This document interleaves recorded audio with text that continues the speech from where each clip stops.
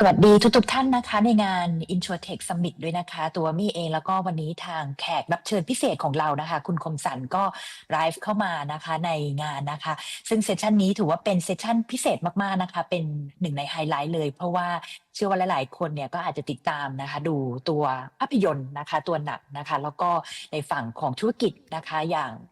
ยูนิคอร์นรายแรกก็คือ Flash Express นะคะยูนิคอร์นรายแรกของประเทศไทย วันนี้เราจะมาถอดบทเรียนค่ะตั้งแต่เรื่องของแนวคิดผู้ประกอบการนะคะ mindset นะคะการดูแลบริหารทีมงานการคัดเลือกคนอย่างไรแล้วก็แน่นอนรวมถึงเทคนิคเคล็ดลับต่างๆในการดำเนินธุรกิจนะคะก็วันนี้นะคะจะมีโอกาสได้พูดคุยกับคุณคมสันลีนะคะเราไปพบกับคุณคมสันลีกันเลยค่ะสวัสดีค่ะคุณคมสันลีสวัสดีค่ะ สวัสดีครับทุกคนครับค่ะสวัสดีค่ะวันนี้โหดีใจมากๆเพราะว่าต้องจริงๆเป็นแฟนพันธุ์แท้นะคะของทางคุณคมสันนะคะแล้วก็ติดตามในตัวหนังด้วยนะคะก็เรียกว่าสนุกมากๆแล้วก็ติดตามเรื่องผลงานธุรกิจมาตั้งแต่ณ Day 1เลยนะคะวันนี้ก็เลยอยากจะมาเจาะลึกนะคะในเรื่องของประเด็นในการทำธุรกิจแล้วก็เรื่องของ mindset แล้วก็การดูแลบริหารงานต่างๆของคุณคมสันด้วยค่ะเพราะว่าน่าจะมีเนื้อหาหลายๆอย่างที่เป็นประโยชน์กับผู้ฟังที่เป็นผู้ประกอบการหรือว่า อีเวนคนที่เป็นพนักงานด้วยนะคะว่าความเรียกว่า mindset ของความสำเร็จเนี่ยมันต้องประกอบไปด้วยอะไรบ้างนะคะก็เดี๋ยวขออนุญาตเลยนะคะเข้าเป็นคำถามแรกเลยนะคะมีว่าอันนี้เป็นสิ่งที่น่าสนใจมากๆเพราะว่าทุกคนน่าจะรู้จัก Flash Express เป็นอย่างดีอยู่แล้วแต่ว่าตอนที่เราเริ่มที่จะทำธุรกิจนี้เนี่ยแน่นอนมันต้องมีเรื่องของเราเห็นผู้เล่นรายใหญ่เนาะที่มีอยู่แล้วในตลาดนะคะที่สำคัญก็คือว่าคุณคมสันเนี่ยมี mindset หรือว่าหลักคิดอะไรที่เป็นเข็มทิศเนี่ยให้กับเราค่ะ ในการเพื่อที่จะเอ่อแข่งขันนะคะในตลาดที่ต้องยอมรับว่ามีผู้เล่นรายใหญ่อยู่แล้วแล้วก็คิดว่าเราจะสามารถท้าเรียกว่าเอาชนะความท้าทายตรงนี้ได้ยังไงค่ะจริงๆผมคิดว่าหลายครั้งเรามักคิดว่าคนตัวใหญ่ต้องเก่งกว่าเราจริงๆเขาเก่งกว่าเราอยู่แล้วแหละเขาก็คงมีทรัพยากรที่เยอะกว่าเราแต่ว่าคนตัวใหญ่จริงๆมีข้อจำกัดอยู่ค่อนข้างเยอะอย่างแรกคือเนื่องจากความตัวใหญ่ของเขาทำให้เขาเนี่ยจำกัดตัวเองในการพัฒนาต่อหลายด้านมากโดยเฉพาะเขากังวลว่าสิ่งที่เขาได้อยู่ในวันนี้จะเสียไปแต่สิ่งที่เขาได้อยู่ในวันนี้กลับกลายเป็นโซ่ที่ล่ามเขาอยู่ทำให้เขาขยับตัวต่อไม่ได้เพราะ เขากังวลว่ากำไรหรือข้อได้เปรียบที่เขามีอยู่วันนี้จะหายไป แต่สำหรับคนตัวเล็กแล้วจริงๆ เราไม่ได้มีข้อจำกัดเหล่านี้อยู่ เรากำลังหาสิ่งใหม่ๆที่มาเติมเต็มผู้บริโภคที่มีความต้องการที่หลากหลายมากขึ้น ดังนั้นผมคิดว่าโอกาสของตัวเล็กไม่ได้แพ้คนตัวใหญ่ แต่ว่าวิธีการทำของคนตัวเล็กกับคนตัวใหญ่จะแตกต่างกันตรงที่ว่าคนตัวเล็กเราจะมองหาเพนพอยต์เล็กๆครับของคนกลุ่มบางกลุ่มจากนั้นเราไปตอบโจทย์ให้ดีที่สุดก่อนครับค่อยขยายเป็นวงกว้างมากขึ้นแต่ของคนตัวใหญ่เขามักจะทำตลาดที่ใหญ่กว่ามักจะทำตลาดที่แมชกว่าแล้วก็ผลิตภัณฑ์ของเขาก็จะตอบโจทย์คนส่วนใหญ่มากกว่าเพราะฉะนั้นคนตัวเล็กไม่มีโอกาสเท่ากับคนตัวใหญ่ครับแต่เราต้องทำวิธีการที่ต่างกันครับค่ะแปลว่าเราต้องมองเห็นโอกาสแล้วก็รู้ว่าเราจะเล่นที่เกมไหนเนาะ ครับ ค่ะทีนี้พอเราดำเนินธุรกิจไปค่ะแน่นอนว่ามันก็ต้องเผชิญกับความท้าทายค่ะก็มาจากทุกทิศทุกทางเลยแล้วก็โอ้โฮมี่ดูหนังนี่เรียกว่ามีหลายบทเรียนเนาะเยอะมากๆเลยนะคะแล้วก็แน่นอนมันก็สะท้อนมาถึงชีวิตจริงในการทำธุรกิจตรงนี้ด้วยเลยอยากให้คุณคมสันช่วยแชร์หน่อยว่าตอนที่เราเจอภาวะกดดันความท้าทายตรงนี้ในขณะเดียวกันก็ต้องเร่งสปีดในการทำธุรกิจด้วยเนี่ย เรามีวิธีการในการตั้งสติแล้วกันนะคะในการตัดสินใจในภาวะวิกฤตต่างๆที่มันเข้ามาในการทำงานยังไงอะคะก่อนต้องบอกก่อนเลยนะครับว่าวิธีการของสตาร์ทอัพนะครับหรือบริษัทเริ่มต้นใหม่เนี่ยก็คุณต้องผิดให้รวดเร็วที่สุดและแก้ไขให้รวดเร็วที่สุดมันเป็นเรื่องปกติมากครับที่คุณจะผิดพลาดมันเป็นเรื่องปกติมากที่คุณไม่เคยรู้มาก่อนว่าปัญหาเหล่านี้จะต้องแก้ยังไงดังนั้นเป็นเรื่องที่ดีครับที่คุณได้แก้ในปัญหาที่คุณไม่เคยแก้มาแต่ก็เป็นเรื่องที่ดีครับที่คุณจะได้ประสบการณ์ใหม่ๆในการนำพาทีมนะครับไปแก้โจทย์ที่ใหญ่ขึ้นเรื่อยๆ แต่ว่าสิ่งหนึ่งที่สำคัญสำหรับของผู้ประกอบการ SME หรือสตาร์ทอัพก็ตามนะครับในตอนเริ่มต้นธุรกิจคือคุณต้องเข้าใจวิถีชีวิตของสตาร์ทอัพหรือ SME คือคุณต้องผิดครับดังนั้นเมื่อไหร่ก็ตามที่คุณรู้ว่าคุณต้องผิดคุณจะทำใจได้ดีขึ้นครับคุณรู้ว่าปัญหาที่จะเข้ามาจะทำให้คุณแข็งแกร่งขึ้นไม่ใช่ปัญหาที่เข้ามาทำให้คุณล้มและตายไปดังนั้น ผมคิดว่า mindset ของกำลังใจ mindset ของการยอมรับข้อเท็จจริงต่างหากครับเป็นสิ่งที่เราต้องเดินต่อและทำให้เราสามารถเดินต่อได้ครับ ค่ะซึ่งแน่นอนว่าตอนที่เราเริ่มต้นทำธุรกิจเนี่ยไม่แน่ใจว่าคุณคมสันตั้งเป้าไว้จะเป็นยูนิคอร์นไหมคะเรียกได้ว่ามันเป็นช่วงของเอ่ออยากรู้เหมือนกันว่าเรามองเห็นโอกาสและความเป็นไปได้ตั้งแต่วันแรกเลยไหมเราคิดว่าเราแบบพุ่งเป้าว่าเนี่ยเราฝันใหญ่แบบเนี้ยมันจะต้องไปแบบนี้ให้ได้เราวางอย่างนี้ไว้ในใจตั้งแต่วันแรกเปล่าคะจริงๆ ตอนเริ่มต้นทำสตาร์ตอัปหรือทำธุรกิจเนี่ยไม่เคยคิดมาก่อนเลยว่าเราจะมีโอกาสเป็นยูนิคอร์นเอาจริงๆ ทุกคนอืมครับแต่ค่ะว่ามีสิ่งหนึ่งที่เราคาดหวังหรือเราฝันตลอดเวลาคือว่าเราอยากจะนำพาองค์กรนี้ให้ประสบความสำเร็จมากๆเพราะข้อแรกคือเราอยากประสบความสำเร็จแต่อีกอันหนึ่งคือทีมงานของเราทุกคนทุ่มเทกันมากๆเราอยากจะพาพวกเขาประสบความสำเร็จไปด้วยกันครับแต่ว่าตอนนั้นอืม พูดตรงๆนะครับยังไม่ค่อยมีโอกาสรู้จักคำว่ายูนิคอร์นเลยในวันนั้นครับ ค่ะซึ่งก็คือโอ้ตอนนั้นก็เราแต่ไม่รู้แหละว่าทุกคนก็อยากจะประสบความสำเร็จเนาะแต่ว่าก็คงอาจจะไม่ได้นึกว่าเฮ้ยผ่านมาจะถึงมาถึงทุกวันนี้แต่ด้วยความตั้งใจจริงในการทำธุรกิจก็ประสบความสำเร็จได้เมื่อกี้คุณคมสันมีแง้มอยู่นิดหนึ่งว่าคนมีส่วนสำคัญเนาะในการขับเคลื่อนบริษัทอยากให้คุณคมสันช่วยแชร์หน่อยค่ะว่าเพราะว่าผู้ประกอบการที่นั่งฟังอยู่วันนี้นะคะก็รู้สึกว่าคนน่ะมีส่วนสำคัญในการขับเคลื่อนแต่เราจะคัดเลือกคนเหล่านั้นเนี่ยมาร่วมทีมยังไงเรามีกระบวนการในการสัมภาษณ์ ในการ onboard แล้วก็เอาเข้ามาร่วมทีมยังไงอะคะผมคิดว่าผมน่าจะเป็นคนที่โง่ที่สุดในองค์กรของผมก็ได้เพราะผมเรียนจบมาน่าจะน้อยกว่าเพื่อนร่วมงานของผมหลายๆคนรวมไปถึงเอ่อสิ่งที่เคยผ่านมาประสบการณ์ที่เคยผ่านมาก็น้อยกว่าเพื่อนร่วมงานผมนะครับ co-founder ของผมหลายคนเรียนจบด็อกเตอร์หมดนะครับแต่ว่าผมกำลังอยากจะแชร์ว่าเพื่อนร่วมงานของผมจะแบ่งเป็น2ช่วงหลักๆนะครับช่วงที่1ผมว่าเป็นช่วงที่สำคัญมากสำหรับการก่อตั้งองค์กรก็คือว่าเพื่อนร่วมงานส่วนใหญ่ของผมมาด้วยความเชื่อล้วนๆเลยครับ มาด้วยสิ่งที่เขาอยากจะขับเคลื่อนมาด้วยสิ่งที่เขาอยากจะเปลี่ยนแปลง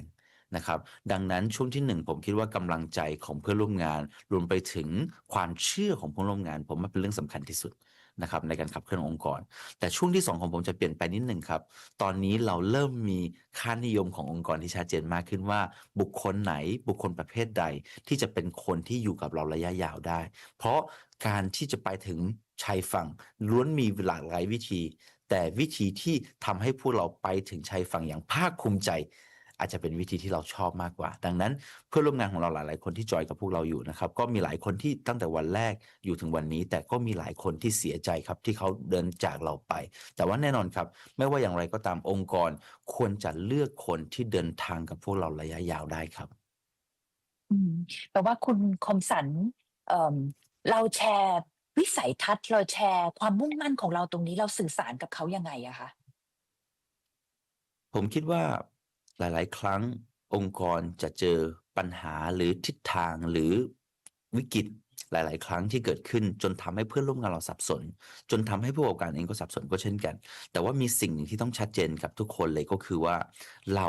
คือเจ้าของกิจการเราคือคนนำทางทุกคนดังนั้นตัวคุณเองต้องเป็นคนที่ตัดสินใจอย่างเด็ดขาดว่าเราจะเดินไปทิศทางไหนเพื่อนร่วมงานคุณจะได้ปรับตัวและเดินทางไปกับคุณพร้อมกัน ดังนั้นผมคิดว่าการสื่อสารให้เพื่อนร่วมงานรับทราบว่าวิกฤตที่กำลังเกิดขึ้นนี้คือวิกฤตที่แท้จริงเป็นเรื่องสำคัญมากเพราะหลายๆครั้งเราเป็นในฐานะผู้ประกอบการเรามักจะกังวลว่าเราเล่าข้อเท็จจริงให้เพื่อนร่วมงานเราฟังแล้วพวกเขาจะสามารถ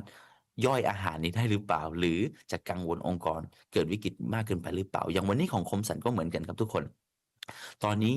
วิกฤตที่เกิดขึ้นใน Flash ผมก็เล่าให้เพื่อนร่วมงานผมฟังทุกคนเลยว่าออร์เดอร์เราน้อยลงเราจะทำยังไงดีเพื่อให้ออร์เดอร์เรากลับมาเป็นต้นครับ อืมค่ะทีนี้อยากจะให้คุณคมสันช่วยแชร์หน่อยว่าความล้มเหลวเนาะหรือว่าความท้าทายที่ใหญ่ที่สุดนะคะของคุณคมสันที่เจอเนี่ยมันคืออะไรเพราะว่าตอนที่ดูหนังเนี่ยมันเหมือนมีหลายเรียกว่าเป็นเคอร์ฟเลยนะคะแต่ว่าจุดพีกที่สุดจริงๆแล้วเนี่ยคืออะไรแล้วที่ทำให้เรารู้สึกกลับมาแข็งแรงขึ้นมากๆในการทำธุรกิจค่ะผมคิดว่าความท้าทายมันมีเยอะมากในแต่ละช่วงอายุของเราหรือว่าแต่ละช่วงอายุของบริษัทนะครับช่วงเริ่มต้นแน่นอนว่าความท้าทายที่มากที่สุดก็คือสร้างความเชื่อใจให้กับทั้งผู้ลงทุนและก็ลูกค้าเรานะครับว่าจะทำยังไงให้ผู้ลงทุนเราเนี่ยเชื่อใจและลงทุนกับเราแล้วให้เรามีเงินทุนไปพัฒนาบริการเราเพิ่มขึ้นรวมไปถึงผู้บริโภคตอนที่เราเริ่มต้นเนี่ยเรามีสาขาน้อยมากจะทำอย่างไรให้พวกเขาเชื่อมั่นพวกเราในการส่งสินค้าแต่ว่าแน่นอนครับ ผมคิดว่าสิ่งหนึ่งที่ไม่เคยเปลี่ยนแปลงเลยคือการเปลี่ยนแปลงผมอยากจะบอกกับทุกคนเลยนะครับว่าทุกๆครั้งที่ผมคิดแผนที่คิดว่าตัวเองฉลาดมากๆคิดแผนที่คิดว่าดีมากๆออกมาสุดท้ายแล้วไม่เคยได้เป็นไปตามแผนเลยครับทุกคนหรืออาจจะเป็นไปตามแผนแต่ไม่ถึง50%เพราะทุกๆครั้งที่คุณขยับคุณเปลี่ยนแปลงคนอื่นก็เปลี่ยนแปลงไปเรื่อยๆดังนั้นครับมีแต่การเปลี่ยนแปลงอย่างไม่สิ้นสุดของคุณมีแต่การเปลี่ยนแปลงตลอดเวลาและการปรับตัวตลอดเวลาของคุณเท่านั้นครับ ที่จะสามารถแข่งขันระยะยาวได้จริงๆครับอืมเพราะฉะนั้นเนี่ยเวลาเราเผชิญกับความท้าทายจริงก็คือเราอยู่กับปัจจุบันเนาะแล้วก็ handle กับปัญหาที่เกิดขึ้นจะไม่มานั่งคิดในอดีตแล้วก็มีความกังวลว่ากังวลไปก็ไม่มีประโยชน์ผมคิดว่าเสียใจได้นะครับผมก็เสียใจผมก็ร้องไห้ผมก็ท้อแท้บางครั้งแต่ค่ะว่าผมคิดว่าด้วย Spirit หรือ DNA ของผู้ประกอบการเรารู้ชัดเจนเลยครับว่าเราต้องเดินต่อไปและเพื่อนร่วมงานทุกอืม คนรอคอยเราอยู่ครับ